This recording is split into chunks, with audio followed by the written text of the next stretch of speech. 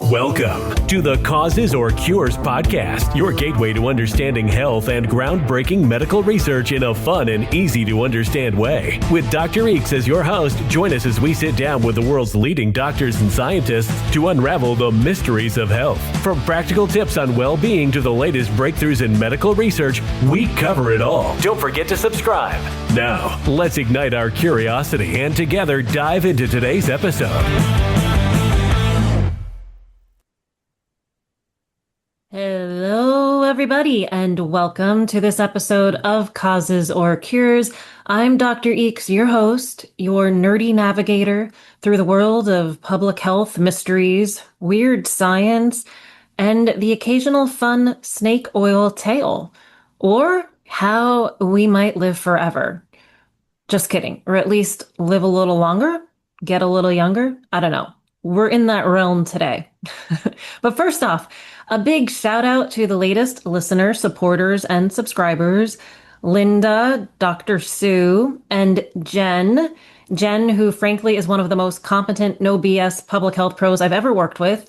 Thank you for subscribing. And if you ever find yourself lost in a bureaucratic health maze, and you will if you're in public health, Jen's the one you want by your side. She's amazing. So I'm honored you subscribed. And Timothy Kendrick, thank you too. If you haven't heard of the Timothy Kendrick Band, hit up YouTube and check out I Wonder, Does She Ever Wonder About Me? I did. It's got a smooth country vibe and just the right amount of heartbreak. Timothy, I didn't even know you could sing. So kudos. There's no cure for heartbreak, is there? Maybe apple cider vinegar or ivermectin. I kid. No, but they were like used for everything today. There's no cure for heartbreak. It's just a soul-sucking parasite, and there's nothing anyone can do about it. But go ahead and listen to the Timothy Kendrick Band on YouTube. All right. So if you support the podcast, you will most likely get a shout out. Just fair warning. And you'll also get fairy dust. Metaphorically. I manifest metaphorical fairy dust for all of my supporters. You are welcome. Okay, on to today's topic. Can we take a supplement to turn back the biological clock? Everybody wants to do this. Is the fountain of youth in a pill? Probably not, but maybe the fountain of slightly less arthritic joints and existential dread is in a pill? Possibly. Everyone's selling something these days, supplements, infusions, serums made from God knows what, and claiming it'll reverse aging, fix your telomeres, or make you feel 22 again, if that's what you want. Honestly, I don't want to feel 22 again. I remember that girl, and man, she was so lost, writing god-awful poetry that she thought was good. It wasn't. But we all wonder, what's legit and what's just high-priced hope in a capsule? Also, how old are you really? Chronologically, sure. But biologically, that's where things get funky. And no, I'm not talking about your spiritual age, though I do believe some of you are ancient souls out there and others, well, you're still eating glue in kindergarten. Everyone's welcome here, though. Everybody is welcome. Today, I'm chatting with Dr. Varun Dwaraka of TruDiagnostic, a company. He's part of a research team studying something called the Cel System. The Cel System, CEL, a natural supplement from SRW Laboratories in New Zealand that's designed to target the biological mechanisms of aging. Their pilot study was published in the journal Aging in March of 2025. So yes, this is peer-reviewed and fresh out of the petri dish. We will talk about what's actually in the supplement. Spoiler, it's not unicorn dust, unfortunately. We're going to talk about how it works and what the biological clocks they measured are actually telling us. Like, is your heart aging at the same rate as your liver? And what if your skin is biologically 40, but your brain is 75 and yelling at the kids to get off its lawn? We're going to talk about results. Did people actually get younger on the inside? Did it slow aging, right? That's what we all want to know. Were there system-specific changes? Did they all go in the same direction? And what's coming next in the land of epigenetic clocks and longevity science? Everybody's talking about longevity. So Whether you're a longevity enthusiast hoping to reverse time or a skeptical realist who listens to this stuff and just yells scam, stick around. I think you'll enjoy this one. And remember, dear listeners, aging is inevitable unless you're a vampire, in which case we all hate you because you don't age and you're good looking, right? Never met a bad looking vampire, have you? I mean, I've never met a vampire, but the ones I see on TV are all really good looking. Yeah, so we all age. That's a drag, isn't it? But how we think about and study aging, that's where it gets fun. So give me a few seconds while we connect to Varun and hear what he has to say. All right, everyone, we are connecting with Dr. Varun Dwaraka. Hopefully I said that okay. Okay. You did. I always look to my guests because I'm like, did I massacre that? Like, hopefully not. But and we're going to talk about, a really cool study that was published in Aging. That was Yeah. the journal. Okay. I'm just making sure I'm getting this right. But first, Varun, do you mind telling our listeners a little bit about yourself and what you do? Um, Favorite Yeah. hobbies? You can add that if you want. No, absolutely. Thanks. Or Kate or Dr. Eeks, I believe we were talking a little Thanks, bit. Aaron. I know. Yeah. Aaron.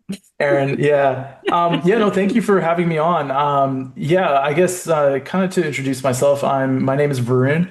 I live in Lexington, Kentucky, but originally from the Northern California region, specifically from Cupertino.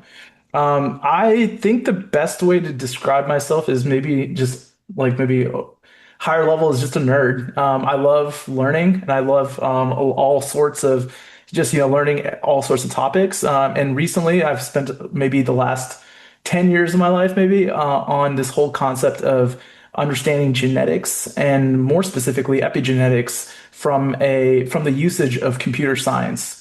So, for people that may not know, there's an area of science called bioinformatics, and which is essentially the combination of using computer science statistics to go through biological big data to really uncover ideas and differences or things that are really driving the molecular biology of various phenomenon. And one of the things I've been spending for the last 4 years is really understanding this concept of aging through this concept of epigenetics, which I'd be happy to explain. But Yeah. So we yeah, love nerds here. That's what I say for the nerds and the nerd nots. I'm kind of a nerd too, so that's good. it, it's nice to just accept it. Learning Yeah. is it's one of the greatest things ever, and I get to do this for a living, so I can't really complain.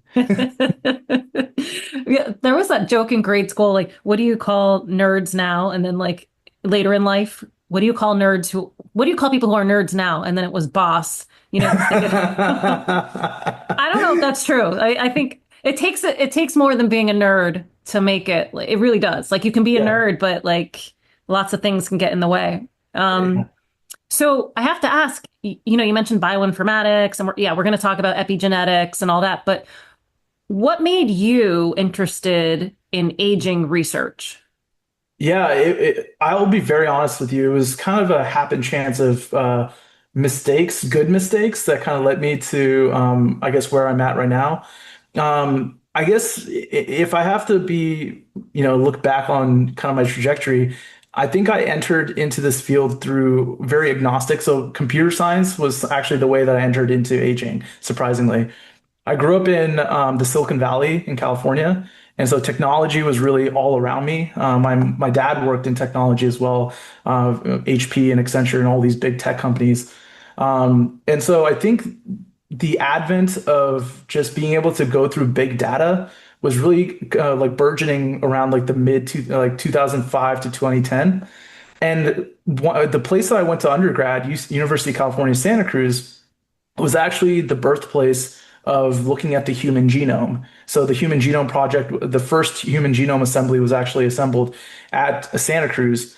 And what that kind of provided was this ability to utilize a lot of these computational tools to look not only at what the genome was, but also how it kind of related to different biological processes. I did my PhD at the University of Kentucky after I went to University of California, Santa Cruz. And there I studied regeneration in salamanders. And so using bioinformatics as a way to understand how tissue regeneration was actually being facilitated in these animals. And a huge portion of regeneration is actually aging. Because as you cut off an arm, like or a tail of a salamander, it is able to not only regenerate the appendage to its original form and function, but also to the same exact age as the other arm that was not cut off. And so it's almost like a recapitulation of that aging process. And so when I was finishing up my PhD, a lot of those questions were ruminating in the back of my head. And when I was looking around for different opportunities, I stumbled upon TruDiagnostic not too far away, literally like maybe a mile and a half away from the University of Kentucky campus. And their whole bit was how do we create molecular diagnostics for aging to calculate biological age, to maybe look at your cellular age compared to, the chronological age. And in a weird way, a lot of what I learned from salamanders, especially the tools and the tricks and also the biological processes of aging, were actually conserved in human biology as well. And so a lot of that translated over. So I can't say that any of this was, I knew exactly what I wanted to do. Maybe it's fate, maybe it's predetermination of like a certain, pathway. But in a way, everything kind of connected that way from, the love of computer science all the way down to just, aging in general via salamanders. I love that. Salamanders. I never thought I would hear that. And I mean, of course, if you cut off one of our arms, like we can't do that. We can't regrow it. Yeah, and it's surprising too because there's a whole concept that there's anecdotal evidence to suggest that if you were to cut off like the fingertips, but you kept some of your nail bed, humans are actually have the ability to regenerate those fingertips, and it's been documented in medical research. Obviously, we haven't done like a huge N of like I don't know 50 trial. I don't know if I can get at least 10 people to cut off their fingertips, but The at IRB least board won't approve that. yeah, I can't even imagine the IRB like That would be so like how funny. you're going to even convince an IRB board to do this, but there's anecdotal evidence of it, so it does suggest that there might be, and that was kind of how we wrote those grants. Is like there's certain genetic and epigenetic and transcriptional pipelines or processes that might be facilitating that, and so That's um, cool. yeah. That's really cool. And do you like living in Kentucky? I do, yeah. Being a transplant from California, I thought that Kentucky would be weird. I'm in Lexington. I love it here. It's actually a really cool scene in terms of like the arts and also nature and everything. And University of Kentucky has some amazing talent. A lot of us from the company are UK grads, so whether it be from med school, PhD, or even undergrad. So yeah, we're proud Kentuckians, I guess. Or me being an adopted one, I guess. No, I was just curious because like Northern California to Kentucky, it's different. It's a different cultural shift. But you're at a university, so Yeah. yeah, yeah. And Kentucky's pretty. There's a lot of Oh pretty yeah. parts. Yeah, yeah, Yeah, it is. Yeah, especially now, like during the winters, maybe not so much compared to NorCal, but right. Yeah, definitely during the spring, summer, and fall. yeah. Fall here is incredible. I'd Really? say, yeah, Okay, okay. All right. So before we get into the supplement you tested, is it okay to call that yeah, it's a supplement? supplement. Okay, Yeah. it's supplement. All right. Um, can you tell our listeners a little bit about some of the approaches or efforts in aging interventions? Like, maybe things that come to mind just to give them idea, like what's going on, what are people looking at?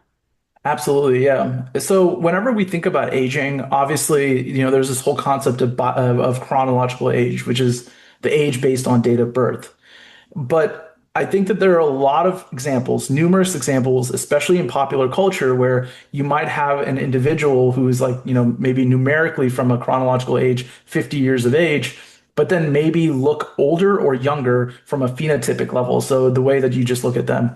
A couple people that come up to mind are celebrities like Paul Rudd. You'll talk to your friend, it's like, oh my God, they're that age. They look great for their age. And one of the things that kind of it boils down to is that this understanding that your body can actually have a manifested aging signal that's different than your chronological age. And so when we think about these interventions, it's actually everyone kind of understands it. They want to be like, I want to be younger than what I am based on my date of birth. I want to look younger or feel younger, whatever that is. That just feeling of being younger. Problem with feeling is that it's not very objective. Being in the scientific field, you kind of want to be able to show that from an objective standpoint. And so when it comes to approaches, for many years, people have tried to calculate your biological age using various different methods. You could look at proteins, you could look at phenotypic scores like your VO2 max. Some people can say, oh, your VO2 max is really good. You have the breathing capacity of a 20-year-old or 30-year-old, and they'll kind of assign it that way. But more recently, what they started to realize, I guess, people in the field in terms of epigenetics, but also largely in the healthcare field, is that there's certain biomarkers that are on the DNA, specifically what we're going to call DNA methylation, that you could use to essentially estimate your biological age based on the orientation of these DNA methylation marks. And so that's kind of the approach that we took, along with calculating other clinical values in this study. But the usage of epigenetic clocks were actually what I perceive to be the novelty, and comparing those epigenetic clocks, so the predictors for biological age using this biomarker, but using them in tandem with some of the clinical scores that were already there. And what is like a very basic definition of epigenetics that our listeners can grasp? Absolutely. So the concept of epigenetics is the idea that without changing your DNA, so you're not talking about DNA mutations, there are certain markers or certain processes that can interpret your DNA to facilitate different outcomes, so biological processes. So it's this idea that even without changing your DNA, you can actually change how your DNA is read, and that could elicit a different response. So, for example, if you were undergoing a fast, you don't have to, or let's say maybe pollution, for example. Being in a polluted environment can change how your DNA is read, because you can actually gather certain markers that can maybe facilitate a different biological outcome. Same with the type of food that you eat. If you're eating a high-fat food, you can activate certain genes by altering your epigenetic marks without changing your DNA. Then that can lead to a different outcome of, let's say, the regulation of genes associated with fat intake, let's say. All right. So there were 3 companies involved in this study. It looked okay. Yeah. How did you guys all get together, and how did that happen? Yeah, it was it took a while. So company that I predominantly represent is TruDiagnostic. And so we are actually a third-party company which build a lot of these predictors.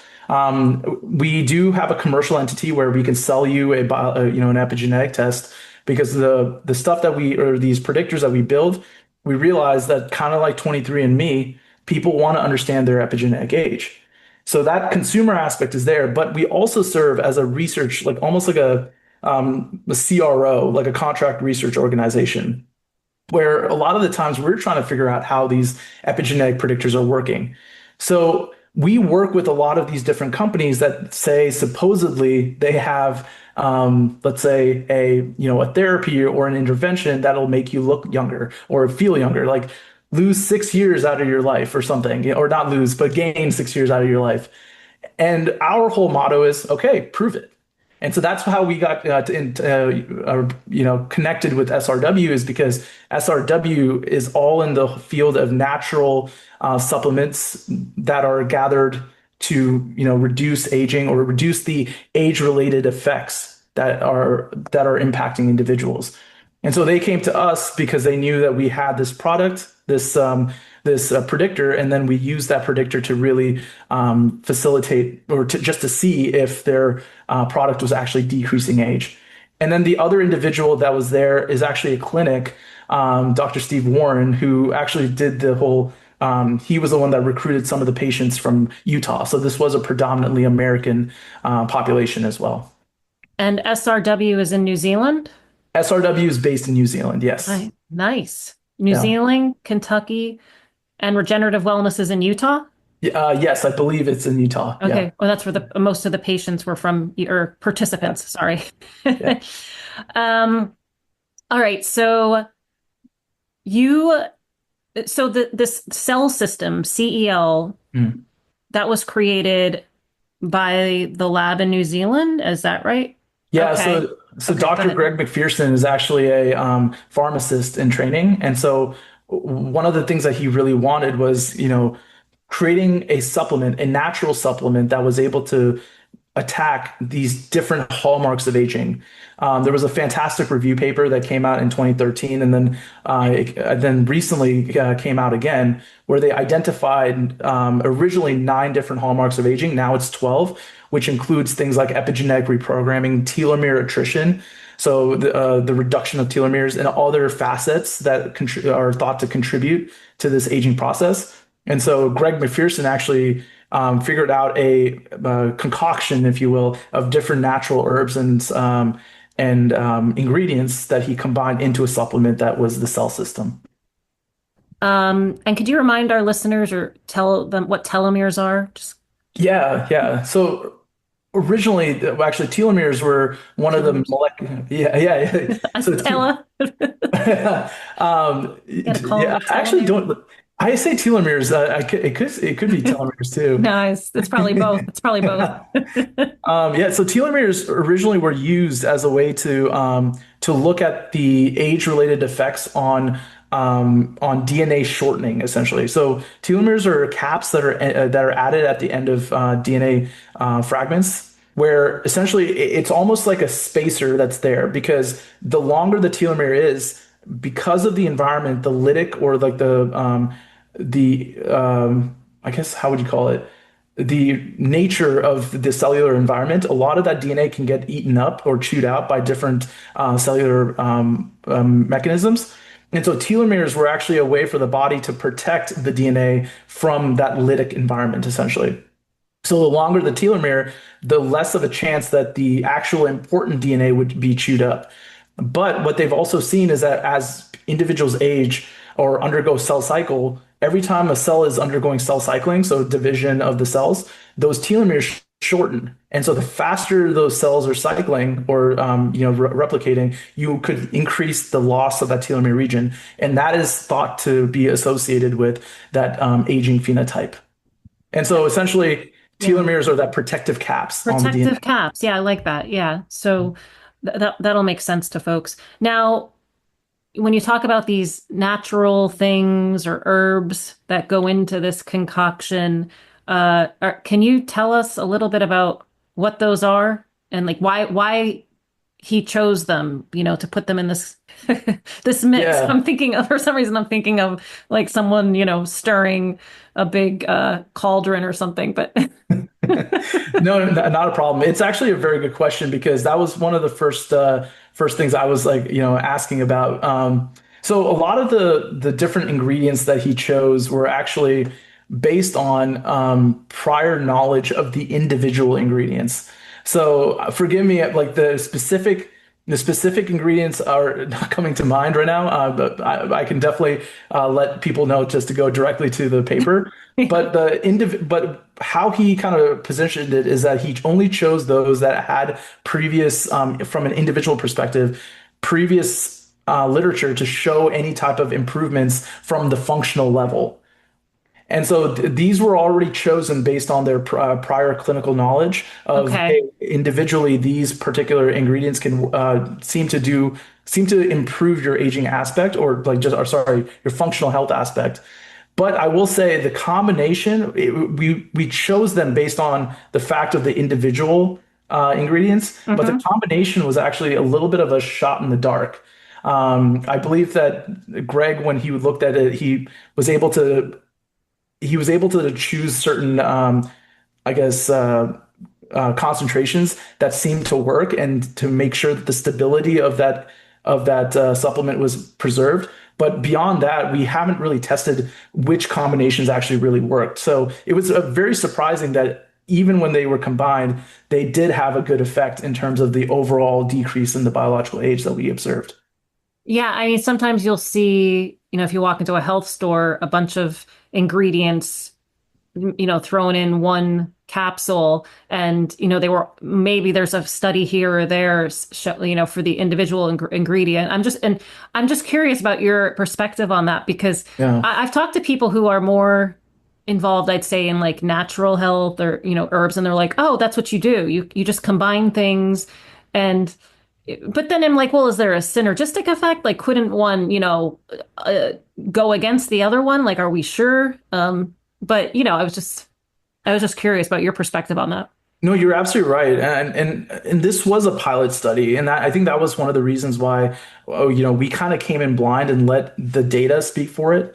But personally, I agree because, like, for example, there's certain like not. I'm just going to take maybe an idea of like creatine, right? Not every creatine that you buy is actually the best, right? There's this whole concept of bioavailability, and also certain of these different ingredients may clash with each other, which I think is why this, like even from like from a data perspective, we were very surprised to see such improvements across multiple epigenetic clocks.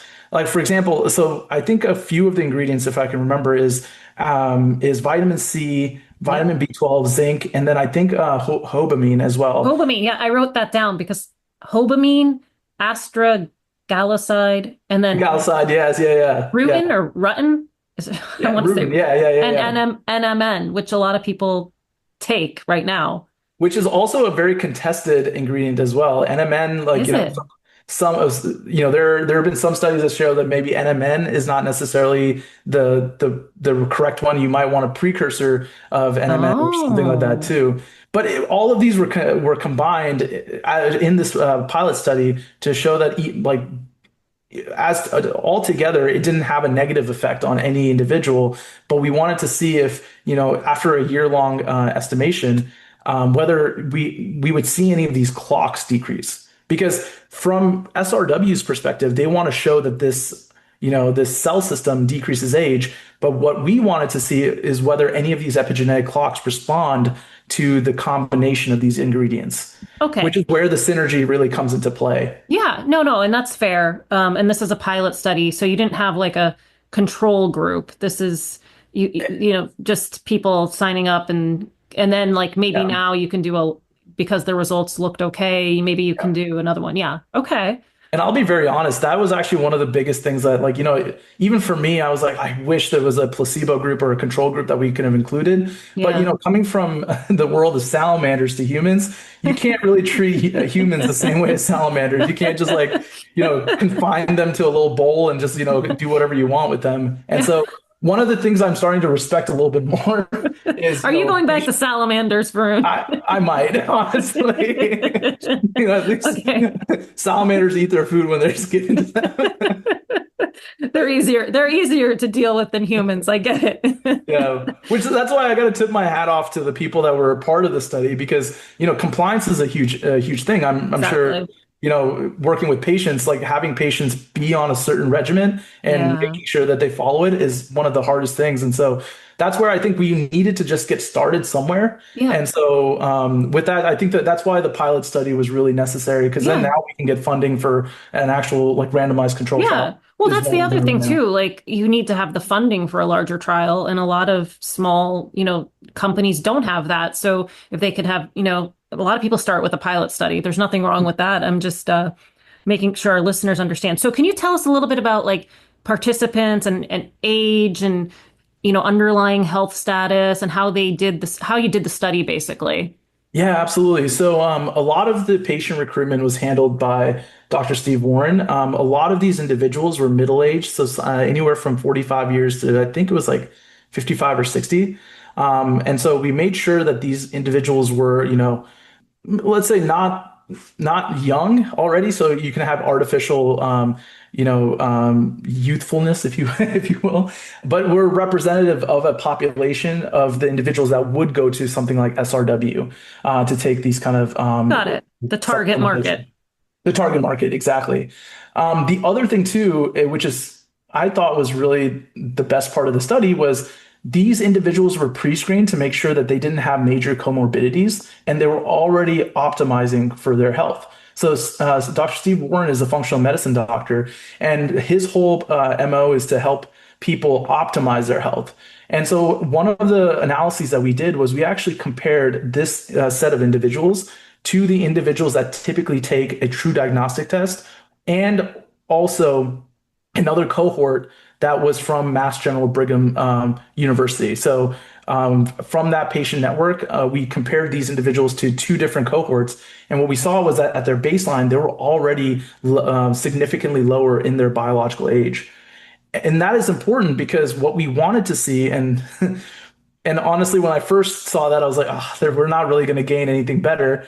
But we wanted to make sure that we weren't artificially decreasing their age just because they had so many predispositions to like different comorbid styles, like they might Right. have cancer or such.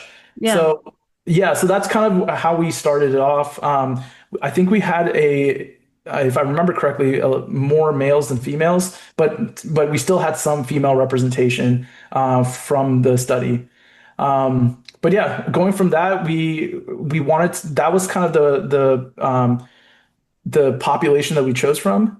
And then on top of that too, we applied multiple different biomarkers. So we looked at clinical biomarkers, that you typically get from like a lab panel, but then also included a lot of these epigenetic biomarkers as well. When you're running an epigenetic test, all it is just a blood test. So it was just a single finger prick, a few drops of blood that goes into a blood spot card. So it's not like like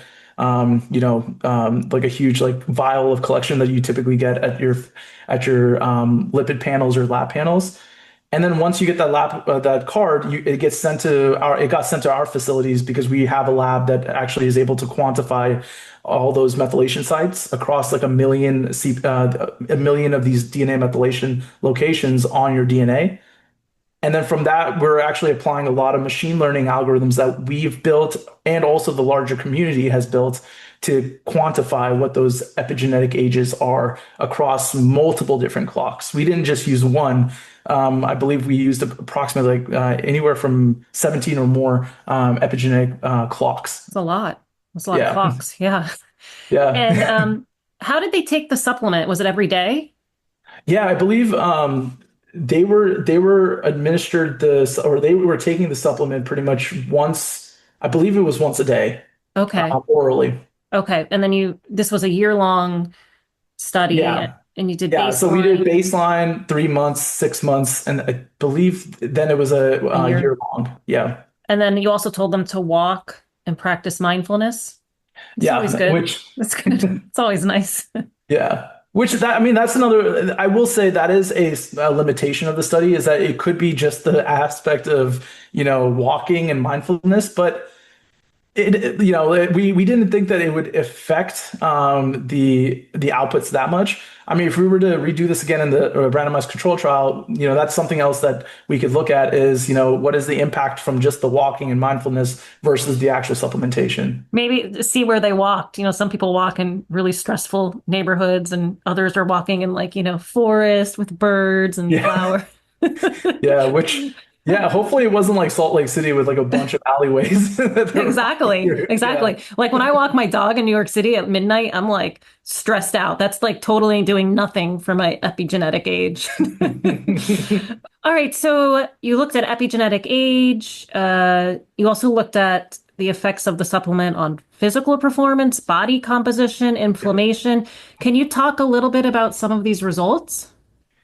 Yeah, I think the place to start with was we just wanted to see if any of the body comp results how they looked because the thing is this the epigenetic clocks are still fairly new And so the angle in which we wanted to analyze was, let's start with something that's already clinically relevant, something that clinicians will typically use. And so if I remember correctly, some of the key findings was that we looked at weight, BMI, and waist circumference, and we saw that across those three, all of them did significantly decrease when we compared from baseline to 12 months.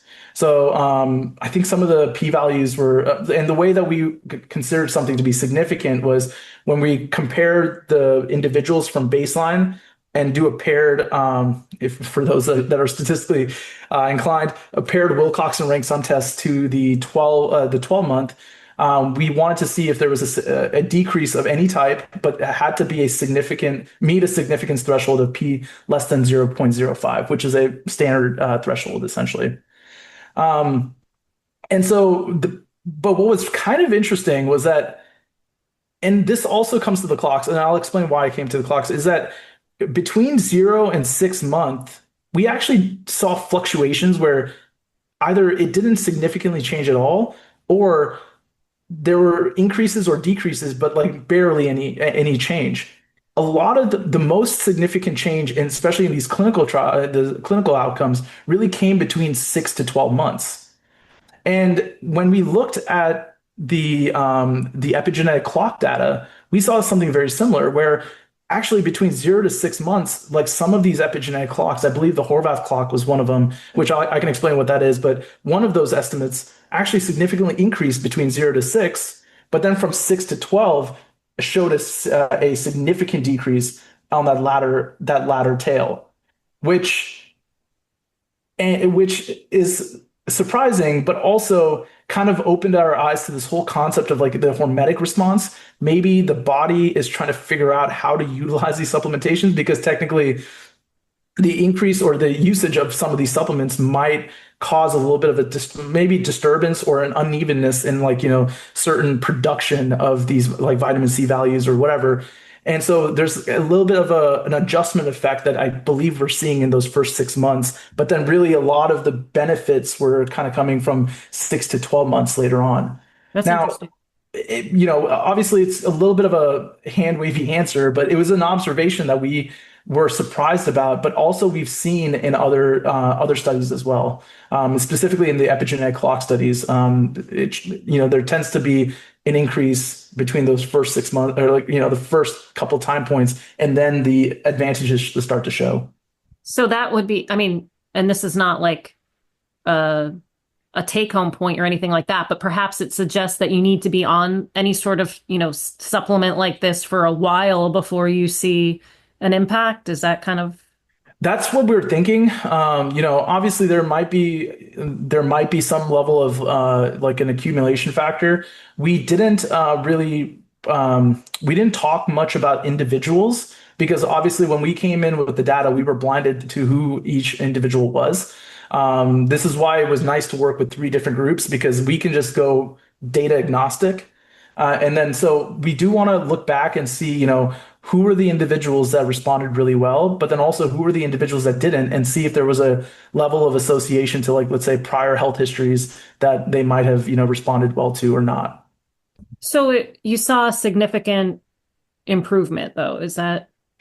Yeah, so for certain clocks, we saw significant increases until 6, but then from 6 to 12, there was a significant decrease. There were a few clocks, for example, lung age. So all of this is a blood test, but there are certain clocks that actually can tell you your age based on individual organ systems, because what it's doing is that it's utilizing the signals that are transported through the blood as a way as a surrogate to estimate, oh, how old is your heart, how old is your lung, how old are these other values. And so these were clocks that were developed actually by our collaborators at Yale, specifically Raghav Sehgal and Albert Higgins Chen.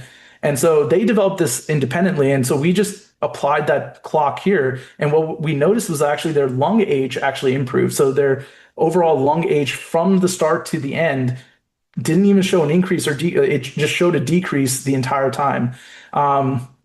There was another clock called Dam Age, which is supposedly, which was developed by Gladishev's lab out of Harvard University. And we applied that clock here. And that's what that's supposed to do is capture the damage associated age or damage associated signals of aging and convert that into an age. And that showed significant decreases as well. So it was very interesting that some clocks, showed changes that were, kind of varied during the first 6 months and then decreased at six. But then also some clocks that just showed decreases the entirety of the time. Now, that's cool. Now, getting back to the organ systems, you mentioned the lungs. Did you see any organ systems not improve or like increase in age? Yeah, I think the majority. So if I remember correctly, the majority of the organ systems, like let's say I think heart age and musculoskeletal didn't significantly improve at all. There weren't significant increases, but there were no significant changes. Only a few of the subcomponent ages did. So like lung Okay. age one, and I think that the composite score as well. So not only do you have individual organ systems, but there's also a composite age that's accumulative of all of the different organ systems. That I believe also showed a significant change, but I'll have to look back at the paper. It's been a Yeah, minute. I know. It's been a minute and it's not in front of you. Like, just so our Yeah. listeners know, he's just like telling us all this from his head. What are your thoughts on, one organ system improving and another organ system not improving? What does that suggest about the process of aging, or what do you think about it? Yeah, I think that aging is not, I think so. Aging is a very composite driven effect. And when I see that, like, certain when certain ages are decreasing while others aren't, it also speaks a little bit to how complicated the process of aging is, but then also how complicated it can be for an intervention. I would be very cautious and urge people to exercise caution when they go into an intervention to think that they're just going to get younger in totality. I think when you go into an intervention, you have to be very careful of, where is that actually affecting? So in this case, maybe the cell system actually does, based on the clocks that we use, has an improvement of, let's say, the lung, like, maybe lung improvements, and also the damage associated from, cellular damage, based on the damage clock results. Yeah. And then, when you combine that with the physical outputs, this is where I think the reviewers were somewhat correct to say, hey, how do you know that, it was a cell system specifically, or it was like, let's say walking and the mindfulness.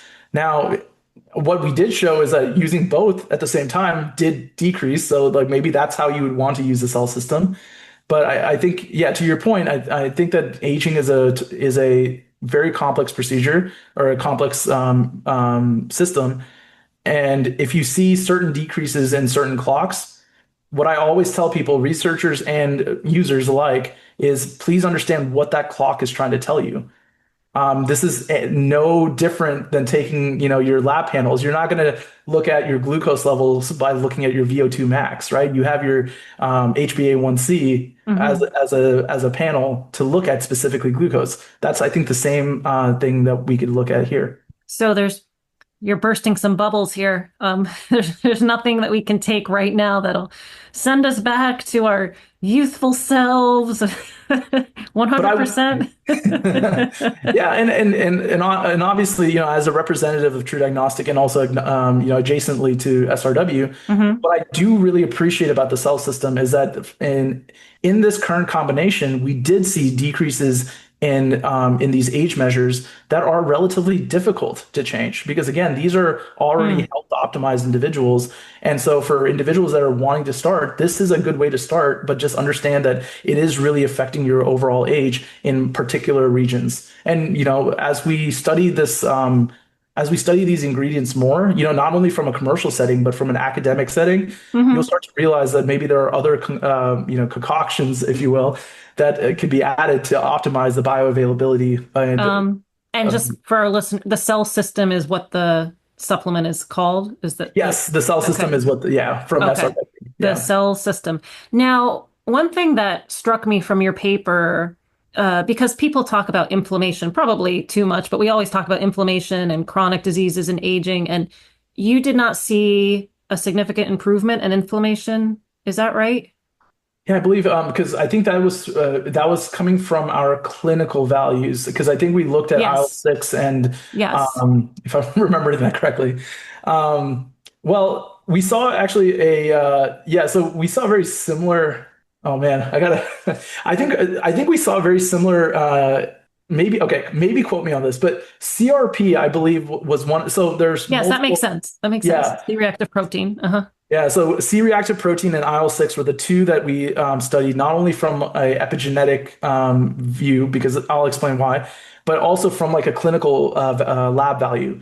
What we did see was that I think CRP did increase in the early time points, so very similar to what we were seeing, but then it started to head towards baseline from 6 to 12 months. So, however, overall, there was no net change. There was just that increase in the beginning. And then I'm trying to remember that one figure because I think it was like figure two or something. But then from 6 to 12, it actually started to go towards the baseline where it first started, but it wasn't significant, Okay, so trending downward. trending downward. Okay, in Uh, that, so yeah. like a delayed kind of start again, perhaps. And Very and interesting. and this does beg the question, which one of the reviewers did mention when we were going through, is like, what if extended the study? Yeah. That would have been great, but telling Give us people the to, money. yeah. Yeah. And so it does beg the question that maybe, we don't know. Maybe at 1 year, that's the Hmm. most it'll ever change, and then it'll just stay stagnant. Or Yeah. maybe in like in 14 months or 15 months, we would have actually seen a significant drop. Right. And I think too, it's important to point out, like, we're all so different. So this seemed like a like pretty healthy sample that you had here. But like for some folks, in America where there's a lot of comorbidities, unfortunately, like that'll make this question a lot trickier to figure out, if Yeah. as I didn't want to say we were a nation of comorbidities. That sounded too um morbid, but I mean, yeah, no pun intended, right? yeah. I mean, it does say, I mean, I think it's always, it's okay to be honest. I do think that, we did do this on on a health optimized population. So maybe the reason why we didn't see much of a change was because they already were managing it pretty well. One of the things I would have loved to have done, again, if we had the resources, was, to do a pre-selection based on health optimized versus those that maybe were already having previous morbidities, like, comorbid states. Yeah. There was actually a paper that we did with, another company called Big Bold Health, which Austin Perlmutter and Jeffrey Bland, who Jeffrey Bland is like regarded as like the father of functional medicine. They had a tartary buckwheat that they developed, and they wanted to see what that effect was on epigenetic clocks, and they showed really no changes from an epigenetic clock perspective, except when you start to look at those individuals that scored higher at baseline, like let's say one standard deviation higher in their epigenetic age, those individuals showed significant decreases in their biological age.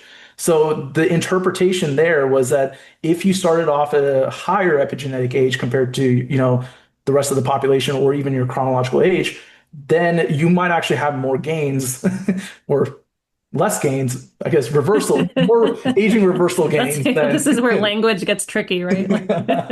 Less is yeah. more. Yeah, less is more. Yeah.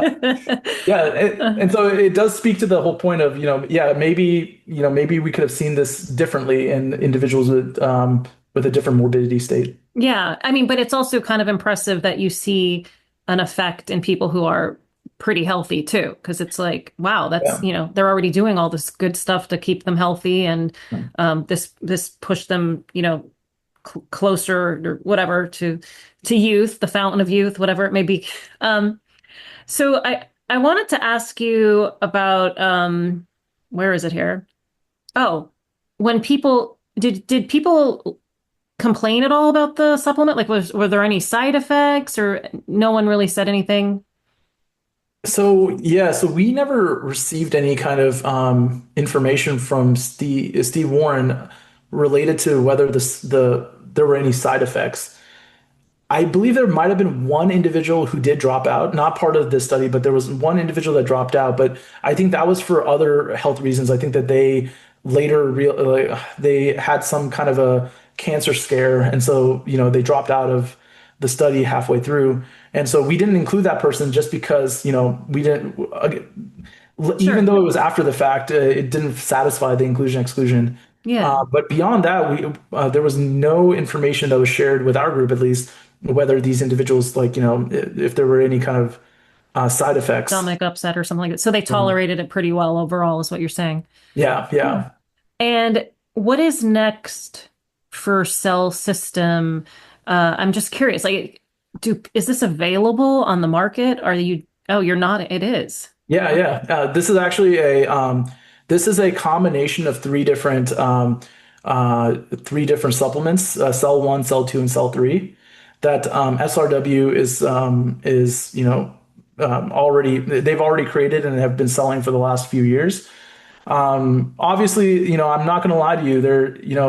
When I say that, there's a commercial interest that everyone has been harping about. I read the comment sections. I Not definitely for read the real. comment You're not sections. supposed to read the comment section. Like, But I think that, yeah, no, you're but you not know what? supposed to. Yeah. You're not supposed to read the review. Like, if I get a bad review, if I see like a 1 star or something on my podcast, I'm like, oh, don't read it, Aaron. It's Yeah. probably like someone, who maybe asked you out and you said no, or it can't be like this work you're putting out. Like, why would they take the time? But yeah. Okay, But commercial interest. Okay, I think that's duh. Like we kind of see that, we can see that. But yeah, here's the thing, like the drug companies who do their studies certainly have a commercial interest too. So it's like a commercial interest is sort of like it abounds, in yeah. research. Like so I And, don't know. and I think that that's where I have to give props to the SRW team because whenever I work on these kind of things, because our team at True Diagnostic was, we were asked to do all the statistics and everything because Yeah. that's our bread and butter, to quantify, do the statistics, and also to be able to report them. And I did tell them, and I told Greg when we were doing this, I was like, hey, listen, like in the beginning, because I heard that they were health optimized, like we might not find anything. So are you open to seeing no changes whatsoever? And then on top of that, like maybe these effects aren't going to affect the clocks themselves, but there might be an epigenetic reprogramming of sorts, which is not as sexy as saying you lost, 2 years of your, you reduced your age by 2 years. And they were very open to that idea. And so they That's just good. wanted, yeah, so they just really wanted some cold hard data. It just or the results, but then it just so happened that when we started to see those results, I was flabbergasted because I came in maybe thinking that we might not see anything because Yeah. it is a possibility whenever your null hypothesis is pretty much Yeah. not invalidated. And so I think that with the commercial interest, yes, it was there, but they came in more to just show what can we tell individuals that our test does in a controlled environment. And Yeah. so yeah, and so it's been helpful, and I think this way also people understand what to expect because if you're taking a supplement like this, half the time you don't know what you can expect. Am I going to see decreases in all of my age or only some? How do I know it actually works? And I think there's results here that maybe suggest that there are some benefits, especially from like that lung age and the damage. I think the lung thing is really interesting just because lungs, that's how you get oxygen into your Yeah, system and lots of good things with oxygen. You think about like the damage and the inflammation that can happen in the lungs, after obviously some kind of infection in the lungs, but certainly just the air we breathe, the air pollution and that kind of thing. So I think that's very cool. I think most people probably just want to look in the mirror and look younger and and yeah. I mean, that depends on the lighting. So yeah.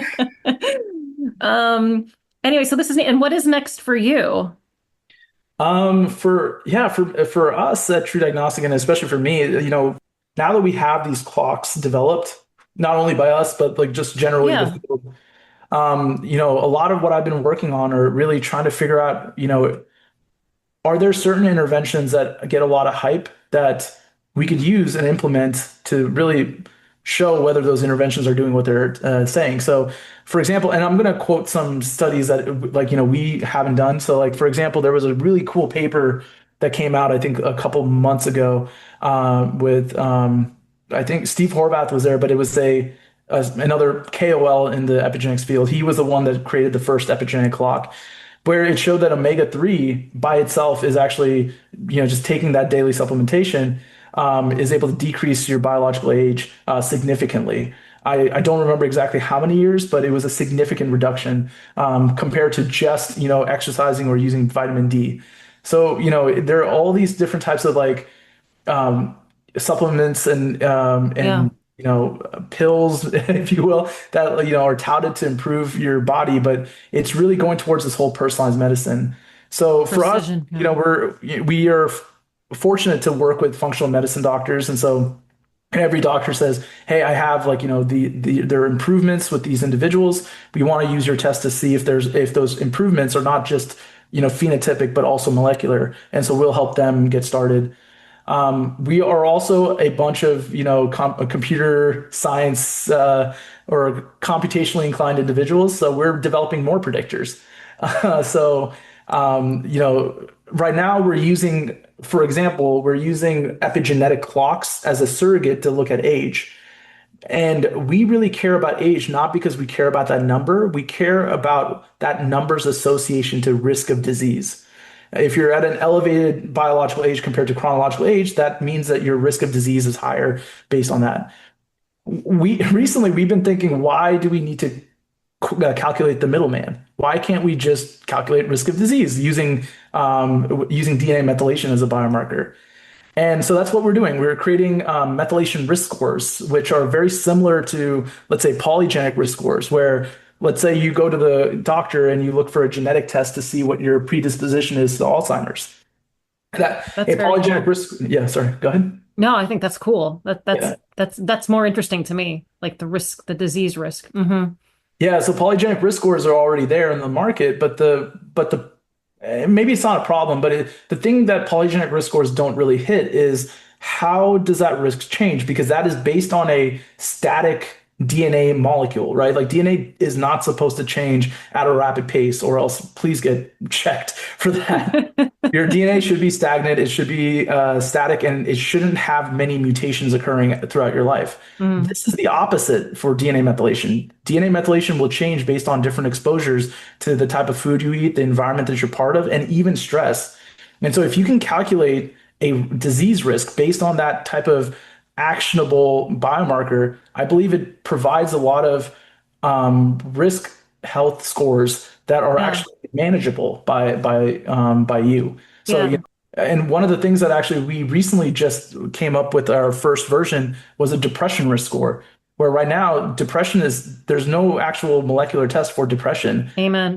But using DNA methylation, the field has actually identified various locations of DNA methylation on your DNA that are able to that change based on perceived stress, such as PTSD, mild depressive disorder, and also even just influx of just stressful outcomes. And so we've been able to develop a depression risk score, which right now, for those again statistically minded, are our AUC scores, or the percentage of predictability is like, I think it was like last time I checked, it was 0.87, so 87% and successful in correctly characterizing whether an individual has Wow. depression or not. That's, that's so interesting because like you just said, like measuring depression is, and I've always said that I was like, God, I wish there was like some kind of blood test or something like objective that I could look at and be like, oh yeah, somewhat depressed, sort of depressed. Now just going through something, I'll get over it, like just just something objective. This is all very cool. I actually had, when you were talking about the omega-3 Mm. fatty acids, I had Dr. Heike Bischoff on my Yes, podcast. actually, I think she was the one Yeah. that wrote that paper. Yeah. Yeah. She was just she's like two podcasts ago, I think. I just put it up. But she was talking about because a lot of my listeners after listening to it were like, "Wait, Erin, is it omega-3?" Because she used omega-3 fatty acids from algae, and they chose the algae for sustainability purposes, but a lot of people had this question of like, Fish well, oil. yeah, exactly. Like, can you use fish oil and this and that? So I had to write, she's so nice. I wrote her and asked her, and she, kind of wrote back and said, yeah, like as long as it's less than 1 gram a day, it should work. So fish oil or algae less than 1 gram a day, because the cardiac effects, I guess if you go above that, which you might know about. I haven't looked into it too much, but yeah, so she was on the podcast too. That's yes. I mean, I don't know how to pronounce her name perfectly. That's why I didn't want to try. But Steve Horvath was actually not even like the corresponding author. She was. Yeah, and he was. I loved her study. Yeah, and she actually invited him to come on too, but he was busy, probably making clocks or something. But yeah, no, we respect them a lot. I mean, that paper. Oh my God, it was in Nature Aging. I thought it was fantastic. It was very well done because again, like, now entering, I'm not a nutrition scientist by all means, but like now, like I've dabbled and, been able to publish in this area. Yeah. I'm now reading a lot of those papers. I'm like, dang, like that was a really cool idea. Yeah. Yeah. That's the Do Health trial. Yeah.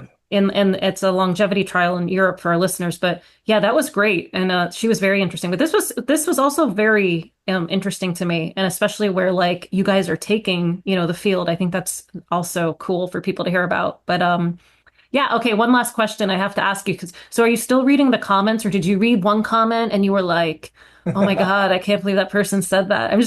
I'm always curious because it's like there's this personal element too when you put something out there, right? Yeah. I still read comments but I will say this, and I think that maybe it was due to in part of my teaching at like during like my training during my PhD, which is why I'm going to say something that maybe some scientists will disagree with. I love the peer review process. I really do because and I see comments the same way. Just because I didn't do something that time does not mean I'm worthless or like, that it should it should affect me. I think it's just an area of growth.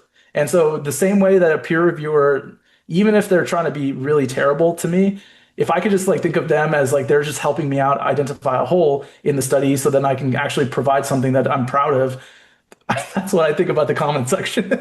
That's a fantastic outlook. Fantastic. And I think if more people took that, even, because I've noticed even on social media when there's scientific debates, like people tend to, their egos interfere, and like then they just start with the personal insults. And it's like, okay. And I've taken this forgiving approach. I'm like, okay, that person doesn't know how to phrase their argument in a way that's not a personal attack. That's not a failing for me. I'm like, maybe let me look at their critique and try to ignore that personal attack stuff because that's just their ego, and see if there is anything in there that I can take from it. And of course, sometimes you just have to disengage because some people are just jerks, right? Or being jerks at times. And we're a young team. We're like I'm a fairly new like young investigator, and then I will have to address like the first two the first two authors, Natalia Carreras and Rita Dargum. Like they did a fantastic job in like like making sure that the writing was done. And it's always like being young and like in this field, like there's a lot that we can learn. And while we try to be honest, it's like hey, it's like we're not going to get everything. We try to get everything perfect the first time, but if we got it perfect the first time, we wouldn't be researching. We'd be exactly just doing. Yeah, and you know what? And since you guys are like a young team, you should tell people like, yeah, well, we took the supplement. We're actually in our 80s. So yeah, I'm actually 55. Like there's that commercial interest. Varun, this was great. Thank you so much for your time. Thank you. Yeah. Thanks for having me on. This was fun. Yeah, no, of course. It was very interesting. Absolutely. Yeah. Thank you. Thank you so much. Yeah. All right. Thank you so much for joining in to today's episode. And let me know what you thought. Find me on social media and comment or repost the episode with your thoughts.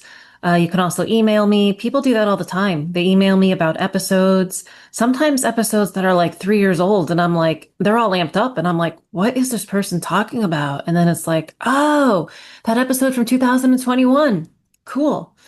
But do check out the other Causes or Cures episodes. There's some good stuff in them. And don't be shy. Share them with a pal. And if you can rate the show on Apple or Spotify, thank you very much. All right. And now it's time for the closing quote. This one is a favorite, and it's from Red Fox. Health nuts are gonna feel stupid someday, lying in hospitals, dying of nothing. Yep. Yeah. Yeah. All right. Well, that's it for today. And hope you tune in next time. Have a great day or night wherever you are in this beautiful world of ours. Um, Sometimes beautiful world. It can be. And goodbye for now.